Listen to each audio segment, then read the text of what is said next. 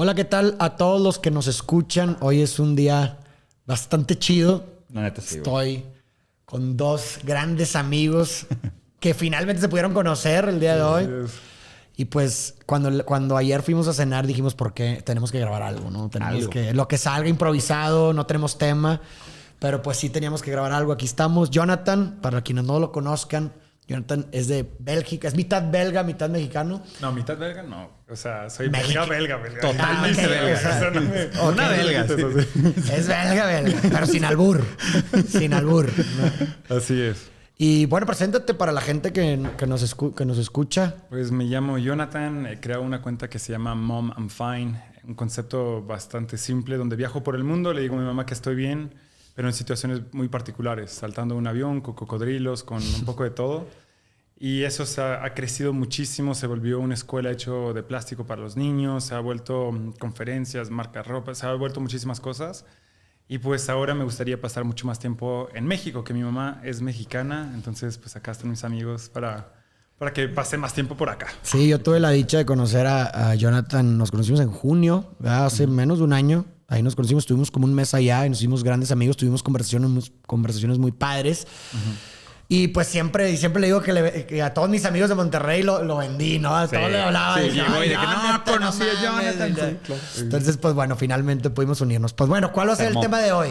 Si quieren lo planteo yo entonces. Ándale, Digo, para todos los que nos estén siguiendo, acuérdense, su podcast favorito, Farid y Diego, hoy con un invitado extraordinario, con un gran amigo nuevo, Jonathan. Vamos a hablar sobre los sueños, pero los sueños en un sentido de las ambiciones que tenemos, las visiones que tenemos, aquello que nos motiva a perseguir un futuro, a perseguir un destino, manifest destiny, ¿no? O sea, toda esta idea.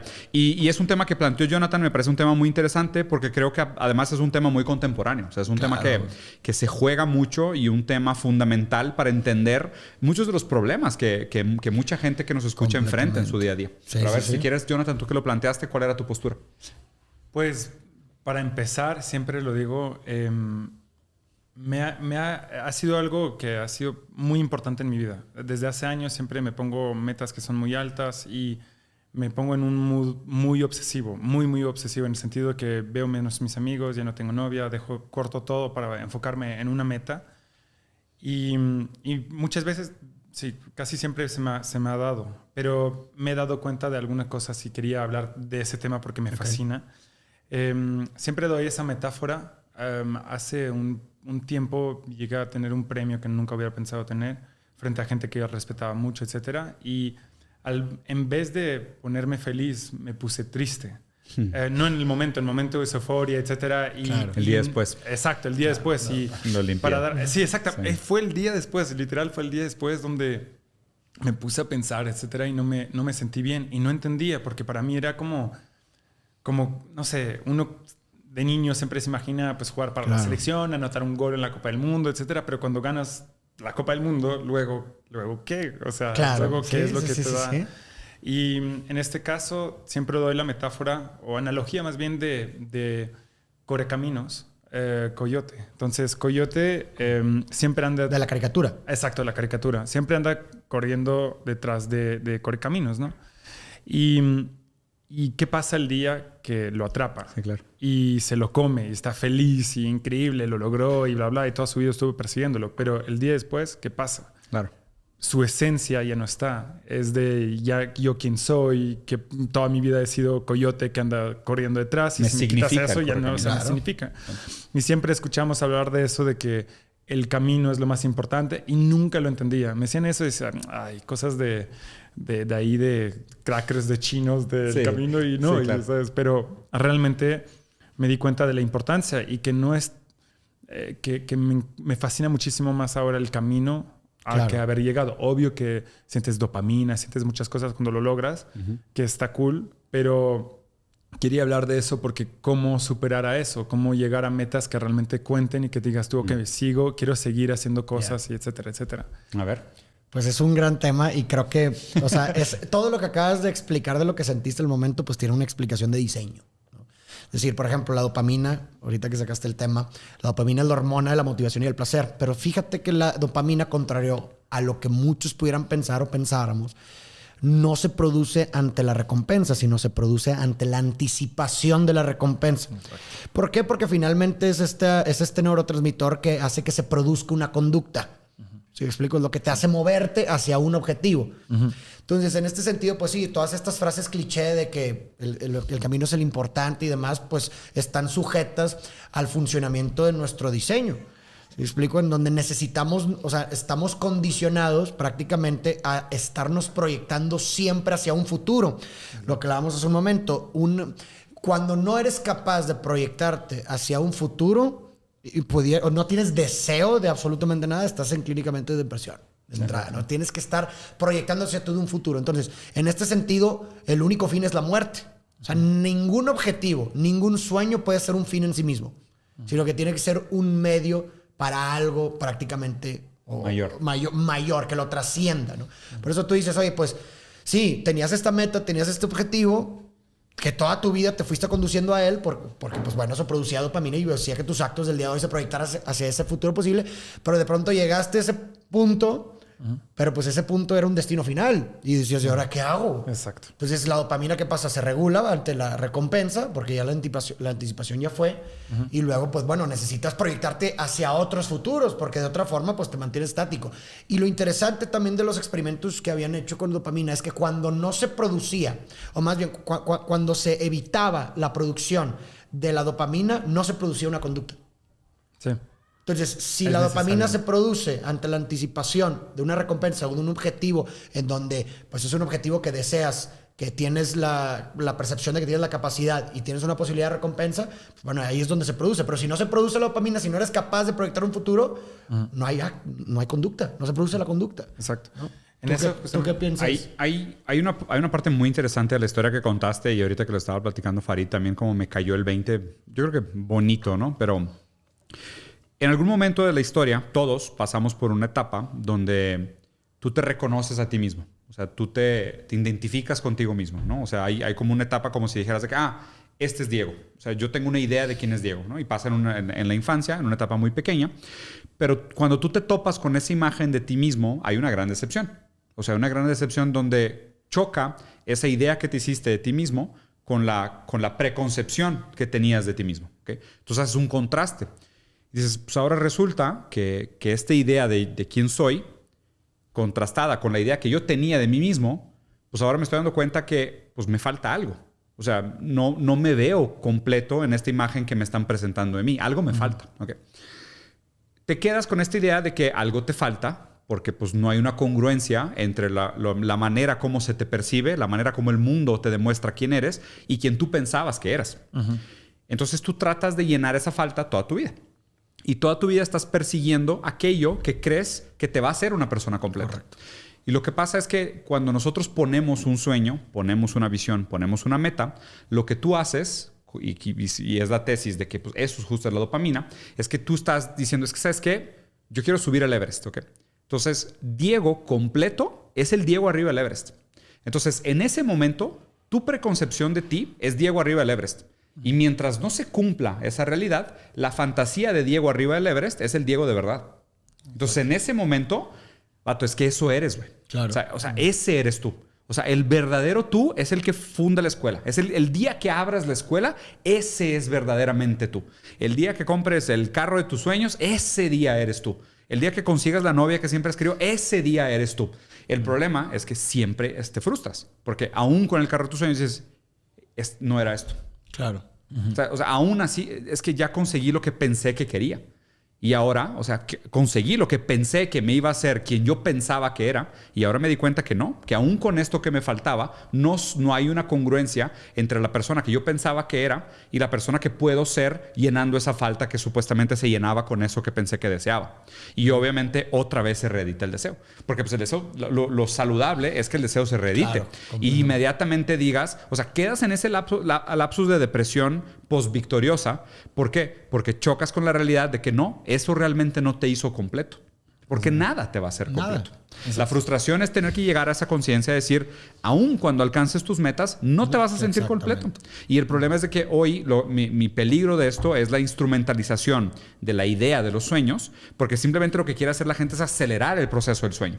Y es lo que va en contra del proceso dopamínico y también va en contra de la psicología. Porque es como que, oye, si tu sueño es comprar una casa, no te esperes. Pide un préstamo, lo cómpralas mañana. En este momento y es lo que ya, te falta. si lo que te falta es una casa, endeúdate y compra la casa mañana. Y ya con la casa vas a decir, la madre, no es lo que quería y ahora tengo una deuda. Sí, exacto. ¿Sabes? O sea, este double lose, güey. Entonces, y el problema para mí es que más bien, que también, qué interesante, porque conecta muy bien con la plática que tuvimos justo antes que esta, que es medio culpa de la sociedad del espectáculo, donde no existe un ayer, no existe un mañana, sino que solo existe una serie continua de horas. Y obviamente la incapacidad de proyectarse en el tiempo y entender la temporalidad de lo que fui y lo que potencialmente puedo ser, y entender la frustración que existe en la pérdida de control sobre la temporalidad de la vida, contra el todo ahora, YOLO, FOMO, inmediatez, dopamina, inmediato, adicción. Y es producto de sociedades de consumo, finalmente. Y es lo que causa la crisis de ansiedad, la crisis de depresión, la falta de visión a futuro, la negación del pasado y la pérdida de esperanza. Yo encontré un método que me funciona bien. Me gustaría tener la opinión, pero en serio, no de que digan, sí, está bien porque somos amigos. Está bien amigos. para ti. Hablando súper Los amigos de verdad se insultan. Exacto, sí, insúltame. Entonces, yo, por ejemplo, en este caso, me di cuenta que tenía una adicción cañón a la dopamina. Muy fuerte. O sea, sí es de poco a poco tienes un drop, otro drop. O sea, una gota, otra gota. No vienen gotas, pero entendemos. Pero el problema es que ya no puedes bajar el pico. Ya exacto. Y te vas y tu cuerpo se va acostumbrando. Entonces, y te pide esas mismas dosis. Positive reinforcement, conditioning. Por eso, entonces, lo vemos con los celulares, con las notificaciones, con que sean drogas, gambling, jugar, etcétera. Todo eso es dopamina. Correcto. Es eso. Y la sociedad empuja más hacia eso. Y me doy cuenta que la dopamina final, el hit, o sea, que es grande. Por ejemplo, cuando uno va, anota el gol, o cuando está el bully y le pone la bola ahí en el hoyo, pues justamente todo eso es decir, eso es lo que piensas que te va a hacer feliz. Y ya ahora me cayó el 20, entendí que no es así. Pero lo que yo quiero hacer yo quiero alargar ese proceso donde tengo poquito a poquito esa dopamina. Entonces, la forma en que lo hago es algo que aprendí en la escuela, es el método que se llama SMART. Lo voy a traducir cada vez, ¿no? Pero SMART es en inglés, son S-M-A-R-T, que no es realmente eso. Entonces, el proceso es, uno tiene que ser, si tienes una meta, un gol, la primera cosa tiene que ser específico. Porque si digo, por ejemplo, voy a ver lo que pasó con Mom Fine, así lo entendemos, ¿no? Si yo digo, mi meta con Mom Fine no era hace años cuando empecé, no era de ser influencer. De hecho, no había realmente influencers. Era viajar y encontrar un patrocinador para poder pagar sus viajes. Exacto. Entonces, si digo, quiero ser feliz, no significa nada. Es que soy feliz ahorita, es que es un tiempo, un momento, etcétera. No es específico. Entonces, por ejemplo, yo decía, bueno, para ser un poco más específico, decía, me gustaría viajar. Pero falta algo. Es measurable. Lo tienes que poder medir. ¿Cómo lo mides? Es medir. Entonces, si yo digo, si digo viajar, es que si yo voy de la Ciudad de México a Acapulco, es que es viajar, es que voy, o sea, es muy complicado, no es específico, o sea, específico y medible. Entonces yo dije, quiero hacer 9 países en 5 meses. Luego el A es achievable, es que es posible hacerlo, porque si digo quiero viajar por el mundo entero, exacto. O sea, Marte quizás sí, a ver, uno nunca sabe. En un futuro uno nunca sabe. Pero este año no, exacto. Entonces digamos, justamente, es que si digo quiero viajar por el mundo entero en 2 días, imposible. Entonces esa meta era achievable, se podía hacer, ¿no? R es relevant. Es que es el momento de hacerlo. Por ejemplo, es que estoy casado, es que tengo hijos, es que tengo 90 años y no lo puedo hacer, etcétera. Porque hay mucha gente que tiene metas y no es el momento. Y pues cada cosa en su tiempo, ¿no? Y T para mí es el más importante. T es timetable. Es tener como una agenda. Es decir, mucha gente los escucha y dicen, quiero escribir un libro, quiero hacer tal cosa, etcétera. Pero no se ponen una fecha. Dicen, lo voy a hacer un día. Y pasa el tiempo y no se dan cuenta. Entonces, para mí, la forma en que empecé, tenía un muro blanco gigante donde puse un mapa. Luego puse algunas fotos de los lugares que me gustaban. Luego, quién conozco. Y luego puse un hilito de cómo serían los lugares. Y al final puse fechas y precios y bla, bla. Y al final es un plan. Ya no es solo un sueño. Sí. Claro. Y se vuelve tan tangible, no sé si se dice tangible, que ya en un momento dado dije, pues lo tengo que hacer. Ya lo voy a ejecutar. Exacto. Entonces ahorita siempre hago eso, pero lo complicado, y es ahí que tengo dificultades, es que cada vez pongo sueños que son más grandes y más grandes. Y ahí tengo miedo a caer en otra cosa, otro sujeto que me fascina, que son las expectativas. Es decir, poner esa línea entre es accesible, va a ser difícil, pero te va a mantener, porque si es muy fácil, pues no te importa. Tiene que ser algo que sea complicado, pero bien y propio a sí mismo. Porque si digo, no sé, quiero ser, no sé, nadador, pues tengo 32 años. O sea, ya no es la edad para poder empezar. Entonces hay muchas cosas que digo, bueno, pues quizás no quiero ser nadador profesional, pero quizás puedo, no sé, hacer 1 kilómetro o participar en un triatlón. Exactamente. Algo que la demanda de la actividad tiene que estar en sincronía con las capacidades que tienes. Si no, sería una situación estresante y lejos de producir. Exacto. Dopamina. Tiene que estar justo en el buen... Madre, güey, ¿no? Tiene que estar justo ahí en el sweet spot, en ese momento donde dices tú, se conjugan. Me motiva, pero... ¿Ya habías escuchado sobre SMART? Yo no, güey. ¿No? ¿Y qué te parece? Pues, o sea, entiendo la estructura, o sea, entiendo la parte, por ejemplo, lo que dices de time bubble y de lo de desglosar la meta o en distintas metas, porque es una forma, pues sí, de producir, o sea, de mantener niveles dopamínicos constantes. ¿Por qué? Porque pues tienes un goal grande, lo divides en pequeños goals y la conducta se dirige hacia esos pequeños objetivos, como una escalera, ¿no? Hasta que finalmente... O sea, a mí lo único que yo pudiera criticar tal vez de un modelo como esos es que me parece que todavía ve el objetivo como un destino final, güey. ¿Sí explico? O sea, ok, ¿cuál es tu objetivo? Pero volvemos a lo mismo. Y voy a llegar ahí y luego, güey. ¿Sí explico? Pero, pero para mí ahora volvemos a otra cosa que hablamos ayer que me encantó. Es que caí en algo muy fuerte hace poco, que es nihilismo. Diciendo que la vida no tiene sentido, nada tiene sentido. Correcto. O sea... Y la respuesta es la de Camus, que dice, pues el sentido es el que tú le das. Entonces, digo, pues si estoy en esta vida y que pues me voy a morir en un momento dado y que pues tengo que hacer algunas cosas, mejor le doy sentido al que yo quiero a mi propia vida. Y un ejemplo es decir, ¿sabes qué? En este momento, un ejemplo, lo que quiero hacer ahorita es ser el primer hombre que le manda un mensaje a su mamá en el espacio. O sea, no tiene ningún sentido eso. Quiero poner Mount Fine en un satélite y mandarlo. Entonces... pero me da risa y se hace que tenga un goal y se me hace cool y decir, bueno, pues un día hice eso. Sí. Y me da sentido, aunque sé que cuando lo voy a lograr hasta me da miedo, porque realmente en este momento me da miedo. Estoy hablando con la Comisión Europea y todo eso para poder hacerlo y estoy tomando más tiempo porque estoy pensando, sé que el momento que lo logro, ¿luego qué? Sí, ¿qué hago? O sea, Moment Fine, luego, ¿cómo puedo hacer más que eso? Ahí te va. Y justo ese es mi problema. O sea, y de hecho, o sea, la metodología SMART es una metodología empresarial. Sí, 100%. Es bien. De hecho, yo la tomé justamente de empresa y la apliqué a mi propia vida. Ese es el problema para mí. O sea, el problema para mí es que la metodología SMART es una metodología fundamentalmente empresarial. O sea, ya conlleva toda una base ideológica instrumentalizada. O sea, habla de la productividad, habla del capacismo, habla del goal-oriented. ¿Sabes? O sea, es una ideología orientada a las metas. O sea, y obviamente lo tóxico es lo que está por detrás de la metodología SMART. O sea, porque SMART instrumentaliza al ser humano. El ser humano no es un instrumento. O sea, la vida es un fin en sí mismo.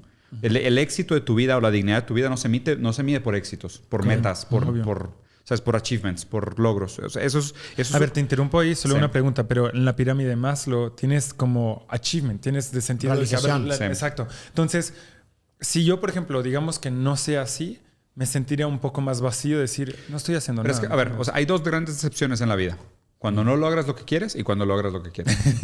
Sí, es el deseo del deseo. Sí, ¿sabes? O sea, no del objeto del deseo. Entonces, por eso el deseo es deseo de desear. O sea, a ver, el deseo es deseo de desear. Correcto. O sea, el problema no es el objeto. No es el objeto. El problema es que no tengas nada que desear. Ese es el problema. El problema es cuando la gente no tiene nada que desear. No que te sobren cosas que desear o que logres cumplir tus deseos demasiado rápido. El problema es cuando no tienes nada que desear. Porque lo bonito del deseo es que se reedita. Claro. Lo interesante, más bien, lo que me parece complejo de esto es ya que llegas a la realización de que pues nada te va a realmente satisfacer más que la la persecución de la satisfacción en sí, pues dices, pues es que, o sea, ya para qué te pones metas tan ambiciosas, porque pues sabes que probablemente no. Pero también hay el sentimiento de lo puedo lograr o no lo puedo lograr. Es que es fundamental, Y ya simplemente con juego, eso, y ya verlo simplemente como esta apuesta de lo voy a lograr o no lo voy a lograr, ya es una apuesta que vale la pena ser jugada. Claro, ¿sabes? Porque ahí ya se juega el deseo. O sea, ahí la pura incertidumbre de que puedas lograrlo o no es suficiente dopamina. O sea, es suficiente para mantenerte motivado. Los niveles de dopamina se duplican ante la incertidumbre. Y eso se le llama refuerzo, en psicología se le llama refuerzo intermitente. Exacto. O sea, es cuando la conducta deseada, la recompensa o el castigo es al azar. Sí. O sea, si me explico, o sea, puede, hay probabilidad. Eso es lo que nos gusta, de hecho, es no Por saber. eso, exactamente. Es que si sabes cómo va a terminar la película, pues no te interesa. Claro. Es eso, es de que no saber, de que por eso es lo que, bueno. Sí, el riesgo que hay entre que si sabes que vas a obtener la recompensa o no es lo que produce mayor cantidad de dopamina. Y tiene sentido, o sea, finalmente si existe cierta posibilidad de que no vas a obtener la recompensa, pues obviamente los niveles dopamínicos van a incrementar porque de cierta forma va a hacer que te mueva más a intentar reducir la probabilidad, ¿me explico? O sea, tiene sentido, pero sí, o sea, eso es refuerzo intermitente. Un último comentario que quería hacer, y me parece una crítica muy importante de la modernidad, es la legitimidad de las metas de las personas. Esto es algo sumamente importante, porque, o sea, y obviamente pues aquí el tema se pone un poco más complejo porque pues habla del sentido social, o sea, el sentido político inclusive y económico, ¿no? Que es esta noción de por qué el sueño de uno es más digno que el sueño de los otros. O sea, ¿por qué llevaría prioridad el sueño de Elon Musk de llegar a Marte? Porque él, según él, quiere hacer porque es mejor. Exacto. ¿Por qué su sueño merece más que los otros sueños? ¿Sabes? O sea, tanto en recursos, en energía, en materia prima, en atención. O sea, ¿por qué se le considera eso un sueño más digno a alguien que diga, yo quiero construir una canoa con mis propias manos? ¿Sabes? O sea, ¿por qué uno tiene una repercusión y una validación tan mayor socialmente que los otros, entendiendo todo este contexto? Claro. Que digo, o sea, yo te puedo decir, ojalá Elon Musk se muera antes de llegar a Marte, porque si no, se va a brotar. O sea, ese hombre se va a brotar si llega a Marte y regresa y dice, pues, ¿qué hago con mi vida? Sí, claro. O sea, ¿te imaginas esa decepción monumental de haber llegado a Marte? Colonizar también es ser el segundo step, ¿sabes? No, pero es que, a ver, ese es el problema, el que nunca se sacía también, ¿no? Y ya le dijeron los científicos que mantener una colonia en Marte es prácticamente imposible. Con los materiales que tenemos hoy en día es prácticamente imposible. O sea, costaría más que 50% de la economía del mundo. O sea, yo creo, digo, para también, no sé, concluir el tema y demás, es que, o sea, la clave está en esa conciencia de que el logro o el destino simplemente no va a completarte ni va a cambiar. No es la solución que estás esperando. No es la solución. O sea, creo que esa conciencia ayuda a bajar las expectativas, ¿no? Para que luego en el contraste con la realidad no sea decepcionante, porque muchas veces cuando crees que eso es lo que necesitas para ya realizarte y demás, pues las expectativas se incrementan. Sí. Y cuando la realidad te demuestra lo contrario, entonces la decepción es muy grande, ¿no? Entonces yo creo que esa conciencia hace que lo convierta en una especie de juego, como tú dices, ¿no? En donde, pues sí, o sea, lo que quieres es el deseo, ¿verdad? Disfruto el camino y lo que tú quieres, pero yo sé que cuando llegue ahí voy a terminar deseando otra cosa y no pasa nada. ¿Sí explico? Pero tengo que tener la conciencia de que voy a estar toda mi vida orientándome hacia un futuro posible. El único fin en sí mismo es la muerte. O sea, esa es... Es la única completud real. Es la única completud real. Es la totalizadora del ser. ¿Sí? Porque ya no puede ser más después de la muerte. Ya acabaste. La muerte imposibilita cualquier posibilidad de ser, ¿no? Sí. Entonces, pues ese es mi pensamiento al respecto. ¿Conclusiones? Pues estoy más perdido que el principio. Excelente. De nuevo logramos nuestro objetivo. Sí. No, en el sentido que... Si alguien sale de este podcast con más respuestas que preguntas, regrésale porque no pusiste atención. Es que exacto. No, estoy totalmente de acuerdo. Es que me gusta darme cuenta que no sé. Y cada vez más voy avanzando, más tengo información, me doy cuenta que no sé. Porque estoy totalmente de acuerdo que digamos que por qué este valor o por qué etcétera. Y yo la conclusión que yo tengo es solo que no sé nada, entonces ¿por qué no me creo mi propia realidad? Y donde digo, pues me daría risa, o sea, me gustaría hacer esto y hago esto, pero me da tristeza al mismo tiempo que haga o no lo haga, voy a estar incompleto. Y sabes, hay otra cosa bien interesante que digo, lo raro es que uno siempre tiene que como que de alguna manera pensar en contra de sí mismo, porque ¿por qué deseas lo que deseas? O sea, el deseo no es tuyo. Eso es lo más raro. O sea, ¿de quién es el deseo de llevar una pancarta de saludar a tu mamá al espacio? Sí.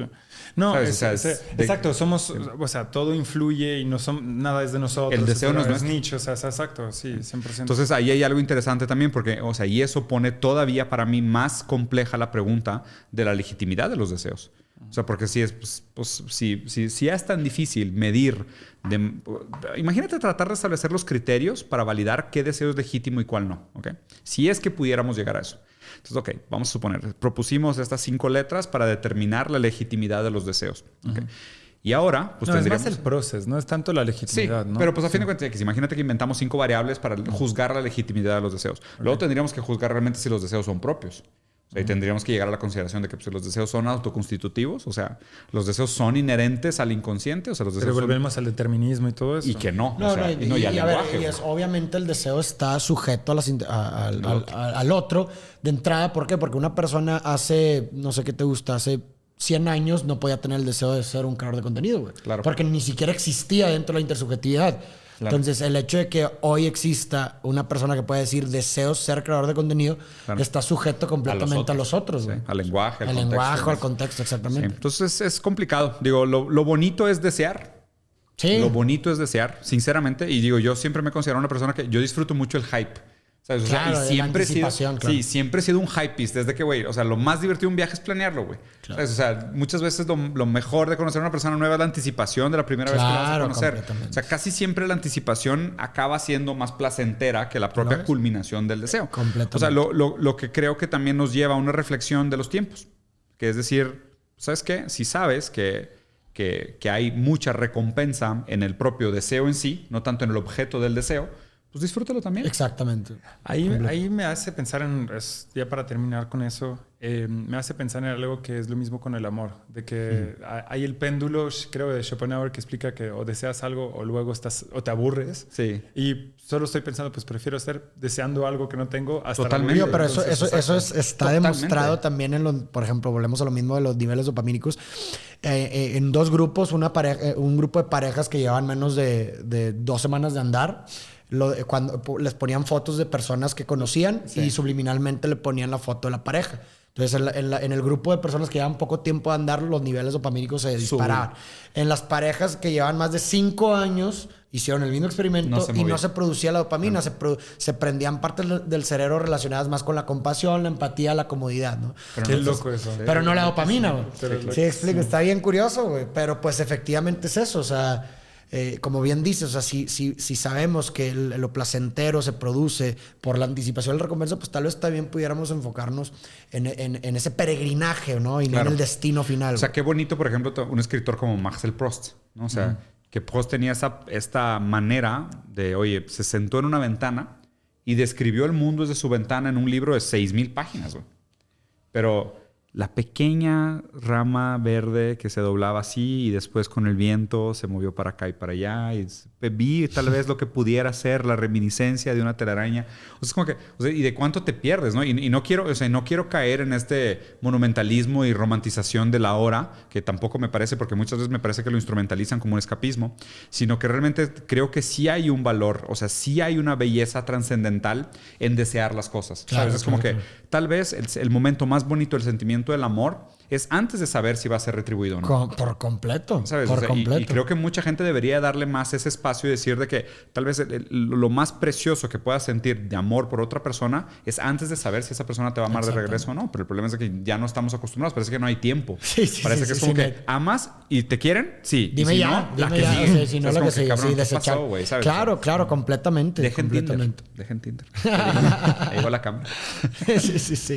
Muy bien, ¿Qué chicos. más?